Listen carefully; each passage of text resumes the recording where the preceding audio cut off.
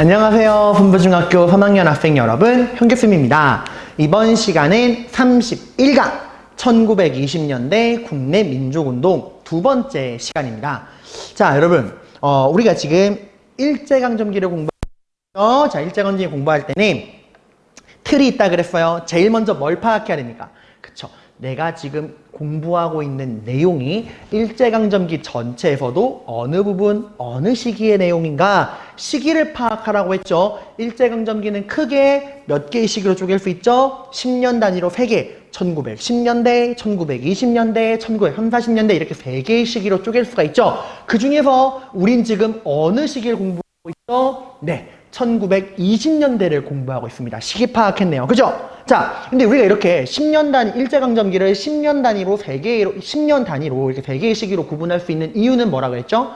이 시기별로 뭐가 변해? 일본이 우리 민족을 지배하고 다스리는 식민 통치 방법이 변한다 그랬어요. 그래서 시기를 파악한다면 뭐 파악해야 되지? 그치. 그 시기에 1920년대 지금 공부하는 이 해당하는 시기에 일본이 우리 민족을 어떻게 지배하고 다스렸는가? 그 해당 시기 일본의 식민지배 방법을, 식민통치 방법을 정치와 경제로 나누어 봐야 되죠. 자, 1920년대 일본은 우리 민족 어떻게 다스렸죠? 정치적으로는 문화통치, 경제적으로는 산미증식계획과 회사령 폐지였습니다. 그죠? 자, 그 다음에 뭐 공부해야 돼? 그러한 시기, 그 해당하는 시기 이러한 일본의 식민통치에 맞서서 우리 민족이 어떻게 일본에게 저항하고 독립운동을 했는가, 그 독립운동을 봐야 됩니다. 1920년대 독립운동에 대해 공부를 해야 되고 지금 우리가 거기를 공부하고 있는 거야. 1920년대 독립운동. 근데 이 독립운동도 공부할 때 뭐랑 뭐로 나눠봐야 돼? 지역에 따라서 국내와 국외로 나눠봐야 되죠. 우린 지금 어느 쪽의 독립운동 공부하고 있죠? 네, 국내 독립운동, 1920년대 국내 독립운동을 공부하고 있어. 그래서 지난 시간에 뭐 공부했어요? 자, 1920년대 국내 민족운동, 국내 독립운동은 크게 두 가지의 흐름으로 진행이 됩니다. 무슨 주의와 무슨 주의? 실력을 강조하는, 실력에 따라 사람이 차별받는 것은 당연한 것이다. 민족주의. 아니다. 모든 인간은 평등하다. 사회주의. 실력을 중시하는 민족주의와 평등을 강조하는 사회주의, 이렇게 두 흐름으로 진행이 되죠. 그래서 이런 실력을 강조하는 민족주의는 어떤 운동을 해? 우리가 독립하기 위해서는 뭘 길러야 한다? 실력을 길러야 한다. 실력 양성 운동. 이거 애국개몽 운동이 계승된 거라 그랬죠. 교육과 산업, 이 두 분야에서 우리가 실력을 길러야 한다. 그래서 교육에서 어떤 운동? 밀립대학 설립운동, 산업에서는 물산장려운동, 이렇게 우리가 이 뼈대를 잡아야 돼. 1920년대 민족주의, 사회주의, 그 중에서 민족주의가 했던 실력 양성운동, 이 실력 양성운동의 두 분야, 교육의 밀립대학 설립운동, 산업의 물산장려운동, 이렇게 해서 이 밀립대학 설립운동의 배경, 내용, 결과, 그리고 이 물산장려운동의 배경, 내용, 결과, 이렇게 봐야 됩니다. 특히 물산장려운동은 뭐랑 비교해야 돼? 1907년에 있었던 국채보상운동이랑 비교하는 문제가 너무너무 잘 나온다고 제가 이야기를 했죠. 그리고 이 물산장려운동과 밀립대학 설립운동과 물산장려운동은 구호, 내 살림 내 것으로, 한민족 1천만 한 사람의 이런 구호도 같이 공부해야 한다라고 제가 이야기를 했어요. 자, 근데 이런 민족주의의 실력 양성운동은 사회주의가 굉장히 비판을 하죠. 왜? 사회주의는 노동자랑 농민이 평등한 세계를 꿈꾸고, 이런 평등한 세계를 꿈꾸다 보니 자연스럽게 누구를 적대하게 돼? 돈과 토지를 독점하는 지주랑 자본가를 적대시하는데, 이 민족주의가 하는 실력 양성운동은 결국 누구 위주다? 지주랑 자본가 위주다 라고 비판을 하죠. 그러면 사회주의는 어떤 운동을 펼쳐요? 노동자랑 농민이 평등한 세계를 만들기 위해 우리가 투쟁해서 싸워서 지주 자본가 일본을 물리치자. 노동운동, 농민운동 해서 이제 노동운동의 원산 노동자 총파업, 농민운동의 암태도 후작쟁이, 이런 것들을 공부했어요. 그죠? 자, 일단 기억하죠, 여러분들? 되게 흐름을 잘 따라와야 돼, 얘들아. 그런데 일본이 이 민족주의랑 사회주의를 대하는 방법이 달랐다 그랬어. 사회주의는 어떻게 하죠? 그냥 찍어 누릅니다. 사회주의는 지금 모든 문제의 원인을 일본에게 돌리고 싸우자고 하는 애들이잖아. 치안유지법을 만들어가지고 그냥 찍어 누릅니다. 그에 반해 민족주의는 결국 우리가 실력이 모자라서 그런 거다, 내 잘못이다 라고 하는 애들이다 보니까 교묘한 이간질과 열등감을 자극하죠. 분열책을 펼칩니다. 그래서 민족주의가 둘로 분열됐죠. 어떻게? 독립을 포기하고 일본의 식민지배 현실을 인정하고 일본이 허락해주는 범위 내에서 자치나 하자라고 일본과의 타협을 주장하던 타협적 민족주의 자치론자 같은 배신자들이 등장을 합니다. 자, 하지만 모두 다 이렇게 맛이 간 건 아니었어요. 일본과의 타협을 거부하는 제정신 박힌 비타민, 비타협적 민족주의자들이 떨어져 나오죠. 자, 어떻게 어떤 얘기가 나와? 봐봐. 사회주의도 일본의 탄압으로 고통받고 있어. 민족주의는 일본의 분열책으로 갈라졌어. 그러니까 어떤 얘기가 나와? 아, 우리가 독립을 하기 위해서는 따로따로 싸우면 안 된다, 안 된다? 안 된다. 어떻게 해야겠다? 힘을 합쳐야겠다. 라고 해서 사회주의랑 비타협적 민족주의가 힘을 합치려는 움직임, 민족 유일당 운동, 좌우합작 운동이 진행된다라고 이야기를 했어요. 그죠?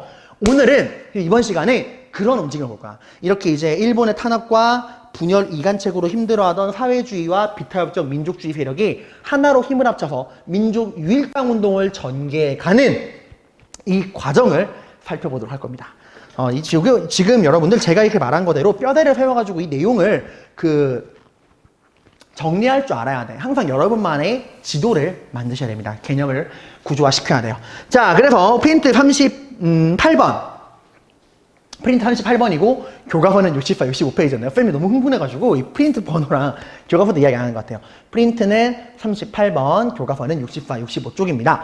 자, 프린트 보시면 가운데 이렇게 딱 막대 그래프가 나와 있죠. 이번 시간 배울 내용 한번 간단하게 개관을 해볼게요. 자, 제가 방금 말했듯이 우리가 그 위기에 빠진 사회주의랑 비타협적 민족주의가 힘을 합치게 되는데, 여러분 생각해봐. 근데 처음부터 둘이 하나가 될 수 있을까? 저번 시간에 배웠다시피 사회주의나 민족주의 사이가 좋아 안 좋아? 좋을 수가 없어요. 독립이라고 하는 목적은 같지만 이 목적으로 향해 가는 방법에 대한 생각이 너무 다르잖아. 실력이냐 평등이냐. 서로가 서로를 엄청 깠잖아요. 그러니까 처음부터 사이가 좋아질 순 없어. 이 둘이 사이가 어색했던 사이가 되게 안 좋았는데 얘네들이 사이가 좀 좋아지는, 그러니까 힘을 합칠 만한 계기가 필요하겠죠. 그죠? 그래서 민족주의와 사회주의가 힘을 합치게 되는 계기가 생깁니다. 그게 바로 우리가 처음 공부할 60만세 운동이에요. 그리고 이 60만세 운동으로 사이가 조금씩 좋아지게 되고, 이 60만세 운동의 원인이 되어서, 이게 계기가 되어서 민족주의랑 사회주의가 완전히 하나가 됩니다. 그게 바로 신간회예요. 그러니까 민족주의랑 사회주의가 힘을 합쳐야겠다는 필요성을 느끼고, 이 민족주의랑 사회주의가 힘을 합치게 되는 시발점, 첫 계기가 바로 60만세 운동이고, 이 60만세 운동이 계기가 되어서 완전히 민족주의랑 사회주의가 하나로 힘을 합치게 되는데, 그 최종 결과물이 바로 신간회였다라고 하는 겁니다. 그리고 이 신간회가 했던 활동 중에서 정말 시험에 잘 나오는 게, 전라도 광주에서 학생들이 항일운동을 펼쳐요. 항일운동. 이 항일운동, 광주 학생 항일운동을 신간회가 서포터 해줍니다. 바로 이 진상조사단을 파견하거든요. 진상조사단이라는 건 팩트체크. 진짜 이 사건의 진실이 무엇이냐라고 하는 그 진실조사단, 팩트체크 조사단을 파견을 합니다. 이게 왜 도와주는 거냐면은 일본이 우리 학생들만 일방적으로 처벌을 했거든. 자, 아무튼 그래서 이번 시간에는 60만세 운동, 신간의 광주 학생 항일운동, 이 순서대로 사건을 공부하게 될 거고요. 미리 말하면 여러분들 이 시간의 순서랑 이 관계, 이 세 사건의 관계를 아는 것도 되게 중요해. 지금 내가 말했지, 60만세 운동이 원인이고 신간회가 결과야. 그럼 만약에 이렇게 시험에 나오면 맞아가 틀릴까? 신간회는 60만세 운동을 준비했다, 지원해 주었다. 그럼 맞아 틀려? 틀린 거지. 마치 대한민국 임시정부가 3.1운동을 준비했다 그러면 틀린 거듯이 원인과 결과잖아. 이거 이렇게 바꿔서 말하면 틀리는 거예요, 여러분들. 이런 식으로 원인과 결과, 시간의 흐름도 아셔야 됩니다. 자, 그러면 우리 이제 아래 표를 통해서 하나하나 내용을 공부해 보도록 하겠습니다. 자, 여러분, 그럼 우리 이제 60만세 운동부터 공부해 보도록 하겠습니다. 우리 이번 시간 세 가지 사건 공부한다 그랬죠. 1920년대 국내 민족운동 배우고 있고요. 민족주의랑, 그러니까 일본의 탄압으로 위기에 빠진 사회주의, 일본의 이간책으로 분열된 민족주의, 얘네들이 이제 힘을 합치게 되는 과정에서 나오는 세 가지 운동이야. 60만세 운동, 신간의 광주학생 항일운동, 이 세 가지의 민족운동을 공부하게 될 겁니다. 우선 60만세 운동부터 볼게요. 왼쪽 위에 표가 나와 있죠. 60 운동, 60만세 운동이라고 하는데 여러분 딱 이름 들어봐. 60만세 운동이라 그러니까 딱 그 뭐랑 되게 비슷해요. 이름에서. 그치? 3일 운동, 3일 만세 운동이랑 굉장히 비슷한 네이밍이죠? 맞아요. 이 60만세 운동은 여러분들 이게 시험 포인트가 어떤 거냐면 60만세 운동의 단독 문제로 나오는 경우도 있지만 대부분 60만세 운동을 3일 운동과 비교하는 문제가 굉장히 잘 나와. 그러니까 한번 봅시다. 일단 60만세 운동이 일어나게 된 배경은 뭐냐? 누구의 죽음? 3일 운동이랑 비교하라 그랬어요. 60만세 운동 누구의 죽음? 순종. 순종 누군지 기억나죠, 여러분들? 고종의 그 바보 아들. 일본이 이제 을사늑약을 맺고 나서 고종이 이 을사늑약에 말도 안 된다 하고 이 을사늑약의 부당함을 알리기 위해서 네덜란드 헤이그 만국평화회의가 열리는 헤이그에 특사를 보냈고 이건 실패하죠. 그 헤이그 특사. 헤이그 특사가 실패하고 일본이 헤이그 특사 사건을 빌미로 고종을 강제로 퇴위시켜버리죠. 그리고 그 아들인 바보순종을 왕으로 내세운 다음에 이 바보순종이랑 대한제국의 군대를 해산하는 정미 7조약을 맺고 한일합방까지 맺었잖아. 그치? 그 되게 바보순종. 이 순종이 이때 죽어요. 그래서 독립운동가들이 생각을 한 거야. 여러분 3.1운동은 언제를 기점으로 일어났죠? 고종 황제의 장례식 때 일본에게 독살당했다고 하는 소문이 퍼지면서 이 고종 황제의 장례식에 참여하러 사람들이 전국 각지에서 모여드니까 그걸 이용해서 고종의 장례식 때 일어났던 게 3.1운동이죠. 이거는 이 순종의 장례식, 이걸 보고 독립운동가 생각을 한 거야.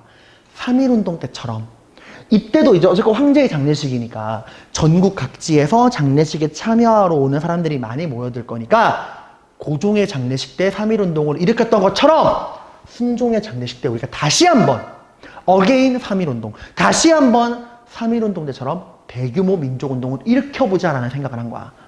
그러니까 3.1운동이 고종의 장례식이라면 60만세 운동은 누구의 장례식? 그 아들인 순종의 장례식 때 이때 모여드는 사람들과 함께 우리가 다시 한번 전국적인 제2의 3.1운동을 계획해보자 라고 합니다. 딱 시나리오가 각이 나왔죠? 딱 그 속편에 각이 나온 거잖아 얘들아.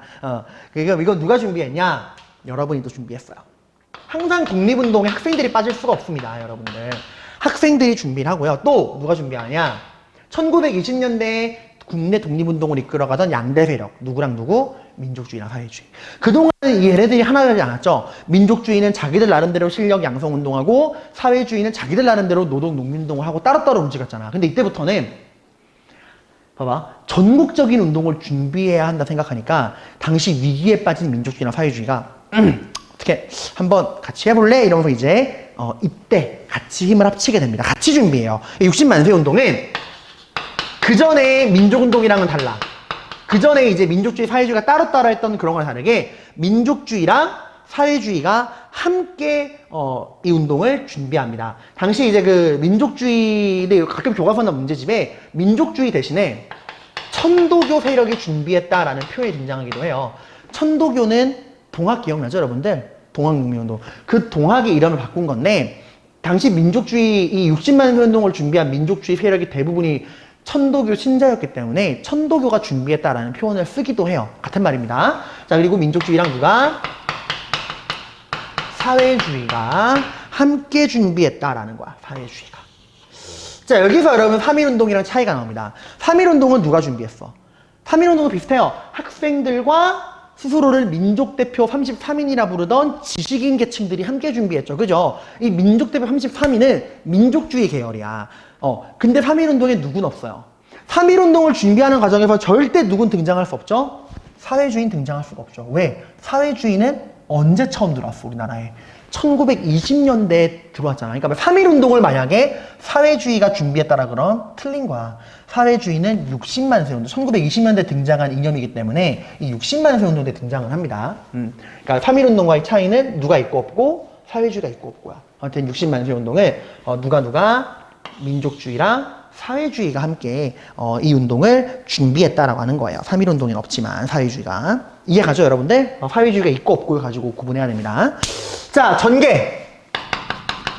순종의 장례식을 기점으로. 사실 시나리오는 똑같아요.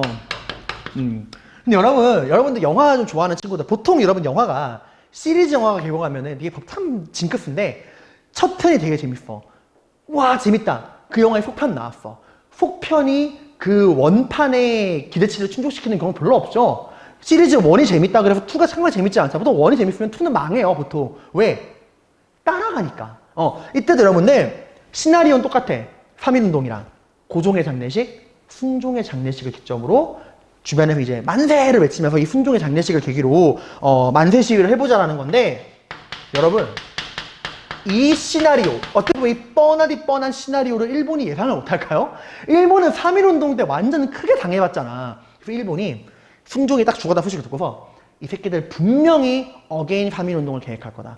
분명히 고종의 장례식 때 3.1운동 일으킨 것처럼 이 새끼들 또 뭔가 할 거다. 야, 병력 배치시켜. 이래서 일본이 무려 경찰과 육군 근 10만 명 가까이를 수도 서울, 순종의 장례식이 벌어지는 서울에 쫙 배치시켰어. 그것도 얼마나 치밀하냐면 군복 입고 대놓고 지키면 독립운동가들이 피할 거니까 사복을 입혀서 일부러 이렇게 겉보기에는 민간인으로 보이는 사복을 입힌 사복 경찰과 군인을 10만 명을 투입시켰어요. 장례식장에.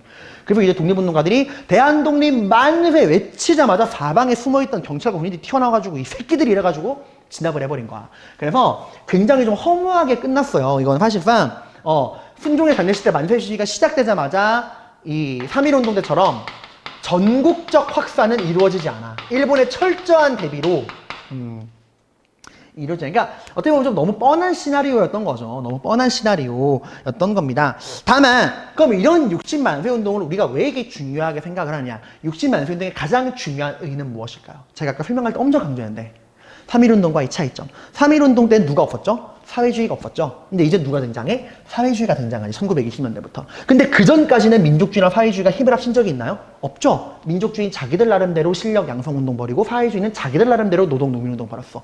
근데 이때 처음 60만세 운동 때 처음으로 민족주의나 사회주의가 손을 잡아본 거야. 함께 해본 겁니다. 그러니까 여러분 해보니까 어때? 되거든. 그 전까지 민족주의나 사회주의는 서로를 굉장히 원수처럼 취급했어. 우린 절대로 하나가 될 수 없다. 사회주의는 민족주의를 뭐라 그랬냐?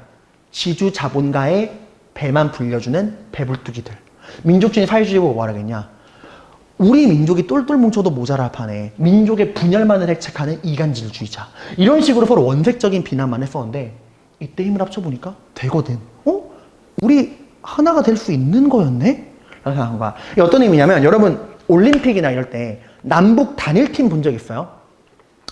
남과 북이 늘 으르렁거리지만 올림픽 때만 해도 남과 북이 하나의 단일팀을 만드는 경우가 있죠. 그럼 우리 그 월드컵 행진할 때도 태극기나 인공기가 아니라 한반도 깃발 들고 하나의 팀이 되어서 들어가잖아. 이 남북 단일팀 만들잖아.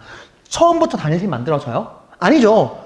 같이 해본 적이 없으니까. 그럼 처음부터 그럼 뭐부터 해야 돼? 일단 손발부터 팀워크부터 맞춰봐야 되죠. 그래서 이제 북한 대표팀, 남한 대표팀이 모여가지고 서로 연습 경기도 하고 손발을 맞춰본 다음에 팀워크 맞는데? 하고 하나의 팀이 되어가는 그 과정이 필요하잖아.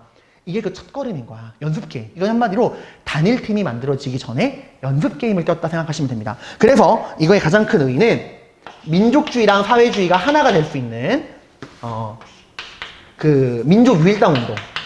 독립을 위해서는 우리 민족에게 두 개의 당은 필요 없다. 오직 하나의 당만 있으면 된다. 민족주의랑 사회주의가 하나가 되는 그 민족 유일당 운동, 좌우합작 운동의 계기가 되었다. 라고 하는 거예요. 아래에 적혀 있죠? 한번 볼까요? 나와 있는 의의. 60만세 운동은 누가 민족주의 계열과 사회주의 계열이 손잡고 항일운동을 전개하는 계기, 스타트가 되었다. 60만세 운동을 준비하는 과정에서 이 사회주의 계열과 민족주의 계열이 연계해서 나중에는 결국적으로 둘이 완전히 궁극적으로 하나가 된 신간회가 만들어질 수 있는 배경이 되었다. 그 첫 번째 스타트로서 의미가 있는 겁니다. 자, 그럼 이제 이 60만세 운동을 계기로 완전히 민족주의나 사회주의가 하나가 되는 민족 유일당 운동의 결과물인 신간회를 보러 가보도록 하겠습니다. 자, 신간회가 만들어지는 배경. 그럼 왜 민족주의랑 사회주의가 하나가 돼야 되느냐? 다시 한번 정리해보면은 1920년대 이 민족주의랑 사회주의가 있죠. 자, 민족주의는 여러분들 뭐 때문에 위기를 맞이했죠? 일본이 어떻게 했죠? 네, 문화 통치에서 일본이 하던 거 분열시키고 이간질을 시켰죠. 그래서 민족주의가 어떻게 갈라졌죠?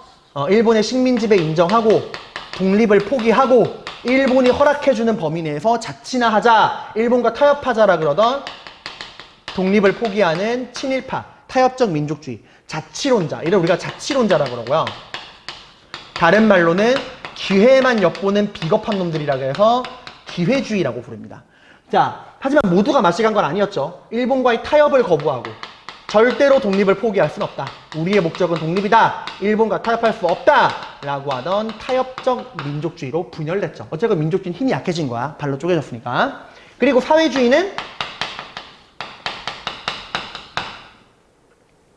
누가 괴롭혀요? 일본이. 얘들은 분열책도 필요 없죠. 얘들은 사회주의 애초에 일본과 싸우자는 애들이니까 일본의 탄압. 일본이 사회주의를 괴롭히기 위해서 어떤 법을 따로 만들었죠? 네, 1920년대의 상징, 10년대 아니라 그랬습니다. 치안유지법으로 탄압을 했죠. 이렇게 일본의 탄압, 치안유지법으로 힘이 약해진 사회주의, 일본의 이간책으로 분열된 비타협적 민족주의가 이대로 가다간 각계격파당한다. 독립을 위해서는 우리가 힘을 합쳐서 하나가 되어야겠다 생각을 하고 이 둘이 힘을 합치게 됩니다. 근데 이게 민족 유일당 운동인데 이 둘이 힘을 합치게 되는 계기가 바로 방금 배운 무슨 운동? 60만세 운동이야. 처음부터 하나가 될 순 없어. 이 60만세 운동으로 팀워크를 맞춰보고 우리 하나가 될 수 있겠는데? 야, 우리 이렇게 연습 게임만 할 게 아니라 어떻게 하자? 우리 그냥 완전히 한 팀이 되어보자. 그러니까 이건 연습 게임이고 연습 게임 뛰어보니까 마음이 맞아. 우리 어떻게 하자? 완전히 하나로 합쳐보자 라는 이야기가 나와. 근데 여러분 이게 참 남녀 간의 썸과 비슷한 건데 서로 하나가 되고 싶은 마음은 있다? 근데 차마 이거 누가 먼저 손 내미느냐. 그러면 이제 여러분들 좀 남녀 간에 이게 썸을 타면은 이것도 뭔가 몽글몽글한 기운이 펼칠 때 이게 누가 먼저 딱 고백을 하느냐. 그거 좀 있잖아요, 여러분들. 누가 먼저 우리 하나가 되어볼래? 라고 이야기했냐. 사회주의였어요. 사회주의가 뭘 발표하냐. 이거 좀 중요한 거야, 얘들아. 정오의 선언이라는 걸 발표합니다. 이 정오의 선언. 이거는 사회주의가 발표한 거야. 내용은 간단해요. 우리 사회주의는 누구랑 하나가 될 마음이 있다? 여기서 얘들아 주의해야 돼. 비타협적 민족주의야. 이 타협적 민족주의는 얘들은 친일파야. 변절한 애들이야. 그러니까 사회주의는 뭐라고 했냐면 우리는 제정신 박힌 비타협적 민족주의와는 독립의 목적을 위해 하나가 될 마음이 있다. 라고 먼저 이 러브콜을 보낸 거죠. 이 러브콜을 받은 비타협적 민족주의가 뭐라고 했을까? 나도 좋아. 이래가지고 이 60만세 운동과 정오의 선언을 계기로 이걸 계기로 뭐가 본격적으로 민족 유일당 운동. 우리 민족의 독립을 위해서는 사회주의랑 민족주의가 하나가 되어야 한다라고 하는 이 민족 유일당 운동이 본격적으로 시작이 됩니다. 다른 말로는 이걸 우리가 뭐라 그래요? 좌우 합작 운동이라고 하죠. 이 민족 유일당 운동, 좌우 합작 운동의 결과물이 바로 뭐야? 신간행과. 그러니까 얘들아 지금 시나리오가 보이죠? 이렇게 민족주의랑 사회주의가 각각 위기에 빠졌다가 비타민과 사회주의가 하나가 되고 그 하나가 되는 스타트, 계기가 바로 60만세 운동 그리고 정오의 선언이 발표가 되고 이 60만세 운동과 정오의 선언을 계기로 비타협적 민족주의랑 사회주의가 완전히 하나가 되는 민족 유일당 운동, 좌우합작 운동이 열매를 맺고 그 결과물이 바로 신간행과. 흐름 이해가죠, 여러분들? 자, 이렇게 배경 펼쳐봤고요. 배경. 자, 그럼 이제 우리 신간의 특징을 봅시다. 그럼 여러분 신간의 특징은 뭐냐? 여러분 이 신간에도 여러분 뭐랑 비교하시느냐? 60만세 운동은 잠깐만, 얘들아 이거 좀 보자. 60만세 운동 내가 뭐랑 비교하라고 했니? 3.1 운동이랑 여러분들 비교하라고 했죠? 신간에는 뭐랑 비교하셔야 되느냐? 기억납니까? 애국개봉운동 공부할 때 배웠던 신민의 최초로 공화정을 주장했던 왕이 없는 그 공화정을 최초로 주장했던 그 신민회 있죠? 애국개봉운동과 항일일병운동을 하나로 합쳐서 했던 기억나는 거 맞죠? 네. 그 신민회랑 여러분들 비교하셔야 돼요. 비교. 애국개봉운동이 나왔어요, 여러분들. 이거 왜 비교하느냐? 일단 여러분 신민회 나라가 망하기 직전에 1907년에 만들어진 거야. 이제 막 그 순종이 왕이 되고 막 군대에 산당하고 나라의 그 국권이 일본에게 넘어가기 직전에 나라를 구하겠다 만든 거야. 당연히 신민회는 공개 조직으로 만들 수가 없죠. 일본으로부터 나라를 되찾겠다는 거니까. 그래서 신민회는 어떤 조직이었어? 철저한 비밀 조직이었죠. 근데 여러분 지금 신간회가 만들어지는 1920년대는 무슨 통치? 문화 통치. 일본이 겉으로나마 우리한테 뭘 줬던 시기? 자유를 주고 공개적인 이런 그 활동을 인정해주던 시기였어. 그래서 신간에는 신민회랑은 다르게 비밀 결사였던 신민회랑은 다르게 신간에는 비밀 조직이 아니라 그 비밀 조직이었던 신민회랑 다르게 신간에는 공개 조직이었어요. 공개 조직. 공개적인 합법단체였어. 일본의 그 정식 허락을 받고 만들어진 공개적인 합법단체였다라고 하는 겁니다. 그럼 일본이 왜 허락을 했느냐 말했죠. 일본 입장에서는 몰래 숨어서 하는 비밀 조직보다 눈에 보이는 애들이 더 관리하기 편하다 그랬죠. 한 거야. 자, 그럼 얘들이 어떤 활동을 했느냐. 민족주의랑 사회주의, 비타민과 사회주의가 하나가 된 거잖아. 둘이 진정 하나가 되었다면 커플 간에도 그래요. 여러분 남녀가 커플이 돼서 하나가 됐어. 그럼 어느 한쪽이 원하는 것만 일방적으로 들어주는 관계는 건강한 관계인가요? 아니죠. 남자친구가 원하는 거, 여자친구가 원하는 거 서로 배려하면서 양보하면서 같이 들어줘야 그게 진정한 그런 거 아닌가요? 쌤도 이제 쌤 지금은 아내가 된 쌤의 그 아내, 지금 제 아내가 됐지만 서로 연애할 때 서로 다른 스타일이 있어. 먹는 거. 이제 저는 한식을 좋아하고 제 여자친구 아내는 양식을 좋아하면은 내가 한식 좋아한다 그래서 막 아내한테 무조건 한식만 먹으라고 하면 안 되잖아. 그렇잖아. 서로 좋아하는 거 한 번에 한식 먹고 한 번에 양식 먹고 이렇게 서로 양보하는 게 필요하잖아요. 같이 해야 될 거 아니야. 그것도 마찬가지야. 민족주의가 원하는 활동, 사회주의가 원하는 활동 같이 해야 됩니다. 민족주의가 원하는 건 뭐야? 실력을 기르는 거. 그래서 민족주의가 원하던 그런 실력 양성운동도 도와주고요. 뭐 전국 순회 강연. 사회주의가 원하는 노동 농민운동도 지원해주고. 그러니까 둘 다 했다는 거. 이건 뭐 간단한 거예요. 민족주의나 사회주의가 이제 원하는 활동을 다 했다. 반반. 짜장, 짬뽕, 짬짜면, 뭐 양념 반, 후라이드 반, 반반 무마니 같이 합니다. 뭐 이거는 뭐 나올 게 없네. 신간의 활동 중에서 시험에 정말 잘 나오는 거야. 정말. 이거 진짜 선지 보기로 몇 번 나왔는가 셀 수도 없어요. 와, 너무 많이 나왔어. 신간의 활동 중에서 정말 중요한 거는 거기 이제 밑줄 그은 거에 쓰는 거야. 좀 이따 배울 광주학생 항일운동. 이 광주학생 항일운동에 진상조사단을 파견합니다. 진상이라고 하는 건 어우 진상 손님 이런 게 아니라 진실된 모습. 진실이 무엇이냐 팩트체크를 하기 위한 진상조사단을 파견을 합니다. 간단히 말하면 광주학생 항일운동을 일본 남학생이 한국 여학생을 성희롱해가지고 여기에 분노한 한국 학생과 일본 학생들이 패싸움 벌인 건 사건이에요. 사실 이거 누가 잘못한 거야? 그래 일본 학생이 먼저 잘못을 한 거잖아. 근데 일본 그 정부랑 경찰이 철저하게 일본 학생들 편만 들어준 거야. 그래서 우리 이제 신간에 가장 덩치가 크잖아요. 얘들아 신간에는 20년대 활동한 독립운동 단체 중에서 가장 규모가 커요. 그래서 이거 왜 우리 학생들만 처벌받지? 당시 언론에서 일본 언론이 뭐라 발표했냐? 싸가지 없는 조선 양아치 새끼들이 우리 모범적인 일본 학생들 괴롭혔다라고 언론에 보도를 한 거야. 그래서 진짜 그러냐? 팩트체크 해보자라서 이 진실을 알기 위한 진상조사단을 파견하고 진실이 밝혀진 거야. 일본 학생이 먼저 성희롱을 했다. 그래서 이거를 신간회가 전국적으로 알려요, 사람들한테. 되게 잘 나옵니다.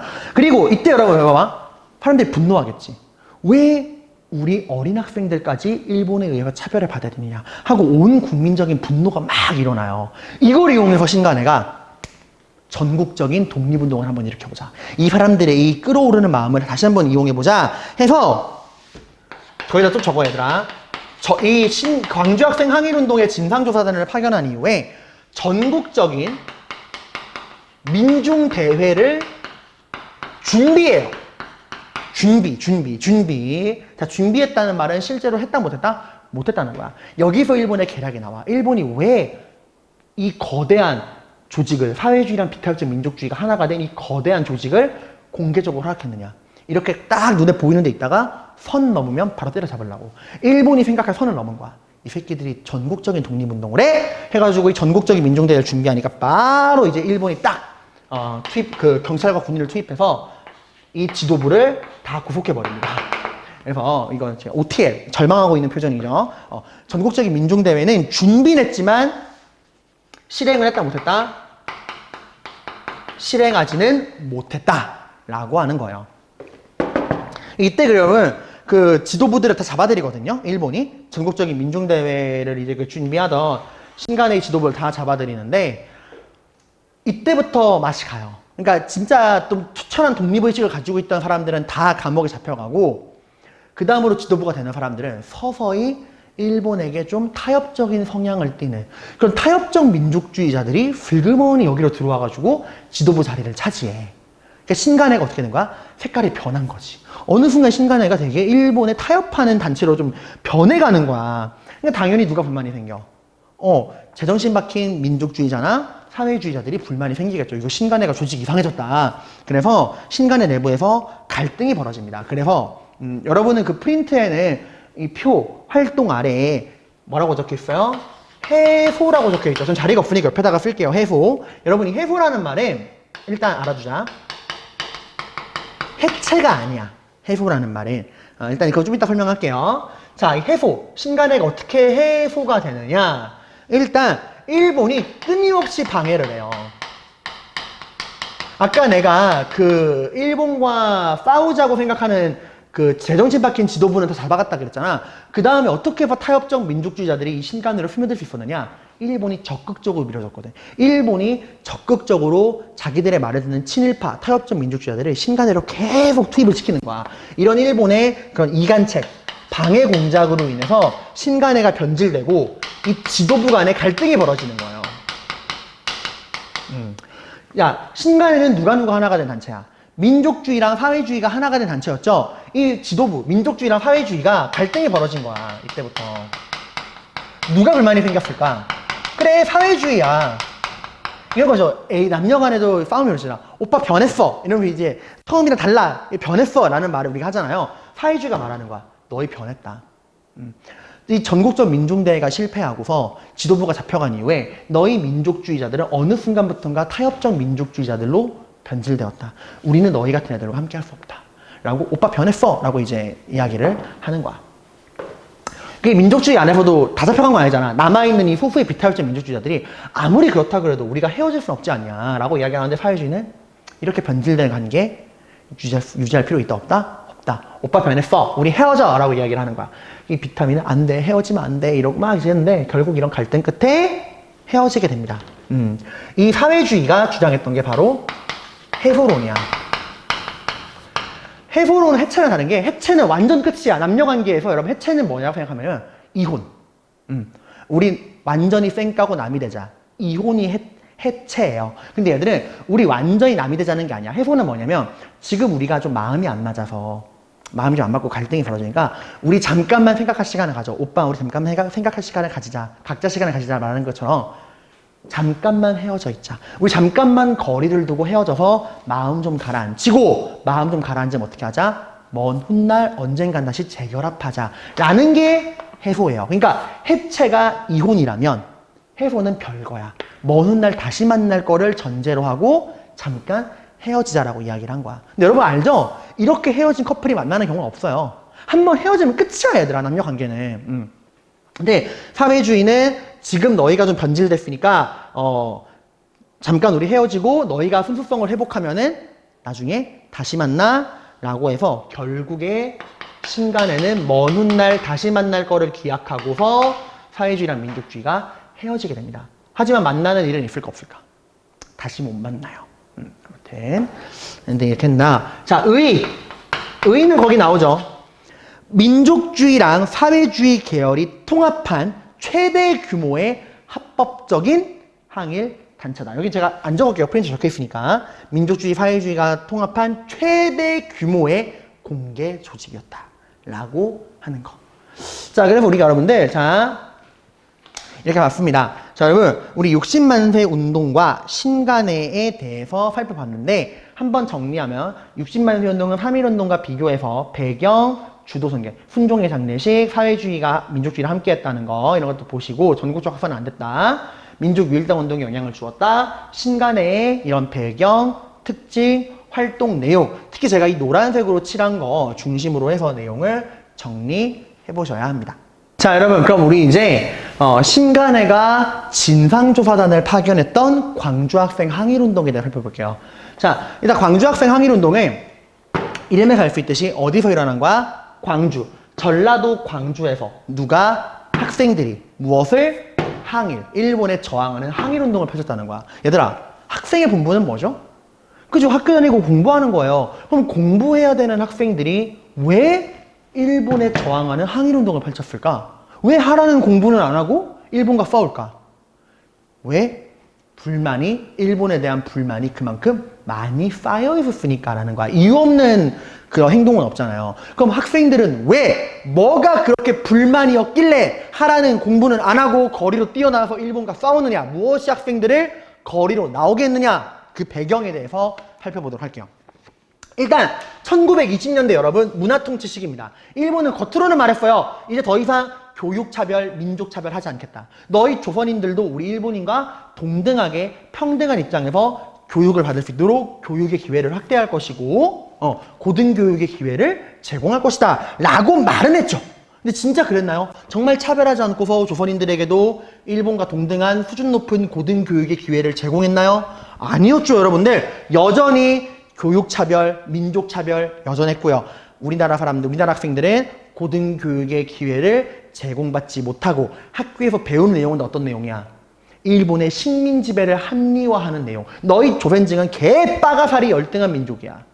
너희 같은 개빠가살이 열등한 민족을 우리 같은 위대한 일본이 지배하는 건 너무 당연한 거야. 자, 이번 수행평가는 너희 조선이 망할 수밖에 없었던 이유, 너희 조선이 열등한 이유 10가지를 쓰고 그런 조선을 우리 일본이 지배하면서 너희가 발전한, 그러니까 좋아진 거 10가지 쓰는 거야. 뭐 이런 식으로 교육을 하는 거예요. 뭐 열불나는 거죠, 여러분들. 그러니까 일본은 철저하게 우리의 자라나는 학생들이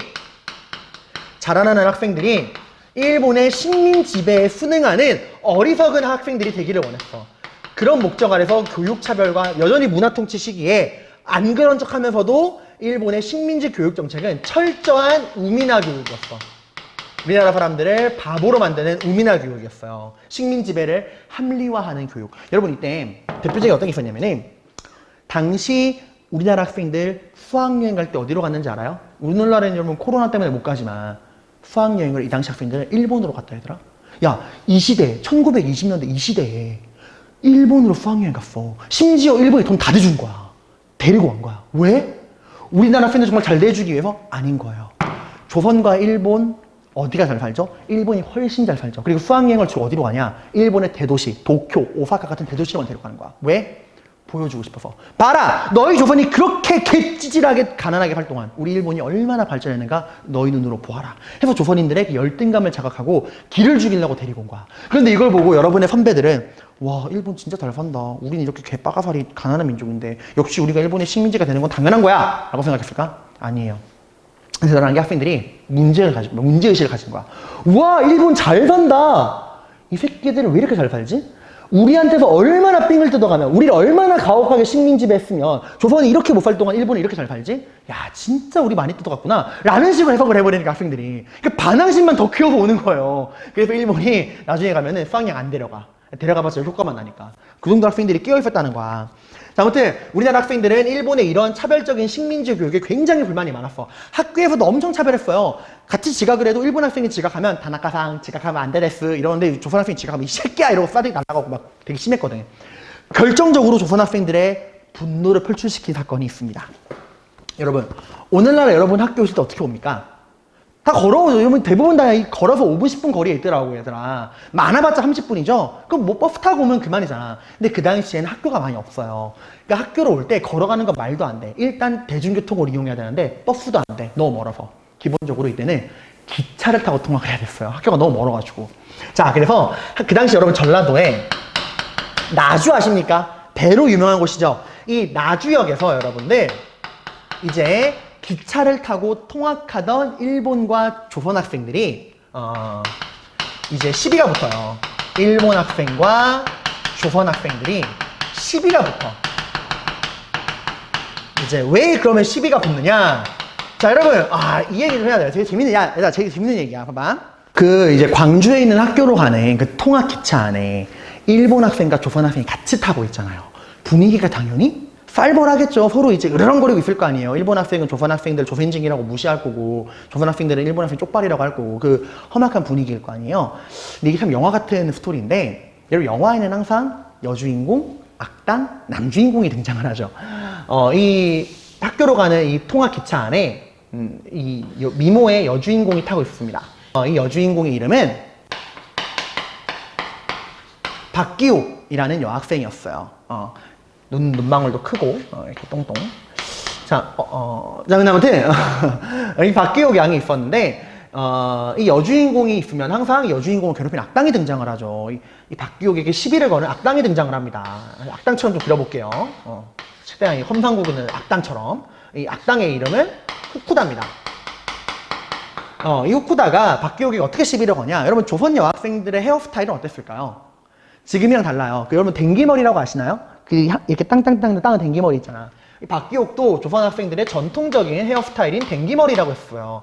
근데 이제 후쿠다가 야, 너희 조선생들은 왜 머리 스타일이 다 이 모양이냐 하고 이 박기옥의 이 댕기머리를 잡아당기면서 시비를 겁니다. 근데 여러분 이거 되게 질 나쁜 행동이야. 이거 성희롱이야 얘들아. 이 여학생 머리 잡아당기면서 야, 니네 조선생들은 머리가 다 이 모양이냐? 이렇게 괴롭히기 시작을 한 거야. 그러니까 이제 박기옥은 야, 하지마 머리 잡아당기지 마 이러는데 이제 그만 안 두죠. 이럴 때는 딱 누가 등장해야 돼? 남주인공이 등장을 해야죠. 당시 이 기차 안에는 박기옥의 사촌 남동생인 멋진 남학생 박준채가 타고 있었습니다. 제가 최대한 멋진 남학생을 그려봤어요. 역삼각형 어깨, 딱 벌어진 어깨. 이 정도면 한 8등신? 12등신 되겠네요. 이게 딱 박준채가 말하겠죠. 당연한 얘기죠. 딱 와서 뭐라고 그럴까? 야, 너 우리 누나 머리에서 손 떼. 라고 딱 이야기를 하는 거죠. 딱 신사답게 말을 합니다. 후쿠다가 말을 들을까요? 아니죠. 야, 이 조센찡 새끼 뭔데 나한테 건방지게 이래라 저래라야? 라고 딱 이야기를 하는 거야. 박준채가 터진 거죠. 야, 말로 안 되겠다. 너 내려. 이래가지고 이제 여기서 내립니다. 그냥 불주먹으로 정의군을 뿌앙 해버린 거예요. 이제 후쿠다 팍 정의군을 하고 있는데 이걸 길 가는 일본 학생들이 가만히 두고 볼까? 아니죠. 야, 뭐야. 조센찡이 지금 우리 일본 학생 괴롭히잖아. 이래가지고 일본 학생들이 뭐하게 싸움에 껴들고 박준채에게 다구리를 치는 거예요. 그럼 이제 또 길 가는 조선 학생들이 이걸 보고서 박준채가 일본 학생들에게 집단 린치 당하고 있네? 준채 화이팅! 이러고 갈까요? 아니죠. 야, 뭐야 일본 놈들아 이러면서 이제 또 조선 학생들이 껴드는 거야. 그래서 이게 조선 학생과 일본 학생 수백 명이 집단 패싸움으로 번지게 되는 사건이었어요. 이게 이런 이야기 있었는데 여러분 사실 학교폭력이죠. 사실 학교폭력. 근데 얘들아 사실 이거 물론 둘 다 잘못한 거 맞아. 쌍방의 폭력이었으니까. 하지만 문제의 원인은 누가 제공했죠? 그죠. 후쿠다 쿰척쿰척이 박기옥 머리끄댕이 잡아당긴 거잖아. 얘들아. 이건 성희롱이야 얘들아. 성희롱이라고. 근데 이 집단 난투극을 진압하러 온 경찰들이 어떻게 했을까? 일본 학생들은 다 훈방 조치. 다음부터 그러면 안 돼. 후쿠다. 여자 머리는 잡아당기는 거 아니야. 하고 조선 학생들은 싸가지 없는 새끼들 하고 조선 학생들은 다 이제 감옥에 가두고 처벌을 한 거야. 그러니까 이제 이 소식을 들은 학생들이 분노한 거죠. 왜 우리만 벌을 받아야 되지? 민족차별 중지해라. 왜 일본 학생들은 벌 받지 않고 왜 우리 조선 학생들만 벌을 받느냐? 하고 학생들이 거리로 나와서 시위를 합니다. 근데 학생들이 이제 막 시위하다가 깨달은 거야. 왜 일본 학생들은 벌을 받지 않는데 왜 우리 조선 학생들만 벌을 받을까? 그 이유는 우리가 지금 어떤 상태니까. 그래, 우리 조선이 일본의 식민지니까 이런 말도 안 되는 식민지 교육을 받는 것이고 일본의 식민지니까 우리가 차별을 받는 것이다. 그러니까 이런 문제를 근본적으로 해결하기 위해서 어떻게 해야 한다? 누구를 몰아내야 한다? 일본을 몰아내야 한다. 라는 생각을 하게 됩니다. 그래서 이제 요구하는 게 그거야. 처음에는 이제 이런 말도 안 되는 식민지 교육제도, 우미나 교육 이런 거 어떻게 해라? 철폐해라. 왜 우리 조선이 너희의 식민지가 되어야 하는 그런 교육을 하느냐? 식민지 교육제도 철폐하고 우리 조선인에게 알맞는 조선인 본위의 교육을 해라 라고 이야기하다가 나중에 뭐까지 발전하는 거야? 그래, 이런 불평등을 조장하는 근본 원인, 일본을 몰아내야 한다 라는 식으로 발전을 하게 되는 겁니다. 그래서 이런 민족차별 중지와 식민지 교육제도 철폐를 주장하던 운동은 더 나아가 이런 불평등과 차별의 원인이 되는 일본까지 몰아내자라고 하는 독립운동으로 연결되고요. 이건 비록 시작은 광주에서 시작했지만 전국으로 퍼집니다. 전국의 학생들이 다 들고 일어나요. 그래서 여기 중요한 거 하나, 내신의 포인트. 3.1운동 다음, 그러니까 3.1운동 이후에 있었던 수많은 독립운동 중에서 두 번째로 규모가 컸던 3.1운동 이후 두 번째로 그러니까 최대 규모 3.1운동 이후에 최대 규모 항일운동은 60만 세 운동이 아니야, 얘들아. 보통 3.1운동 다음으로 규모가 컸던 운동이 뭐냐 그러면 여러분 60만 세 운동을 떠올리는데 60만 세 운동은 전국적 확산이 되지 않았어요. 3.1운동 다음으로 규모가 컸던 운동은 광주 학생 항일운동이야. 이거 꼭 기억해두세요, 여러분들. 60만 세 운동이 아니라는 거. 자, 여러분, 우리 이번 시간에 1920년대 국내 민족운동, 60만 세 운동, 신간의 광주학생 항일운동 살펴봤습니다.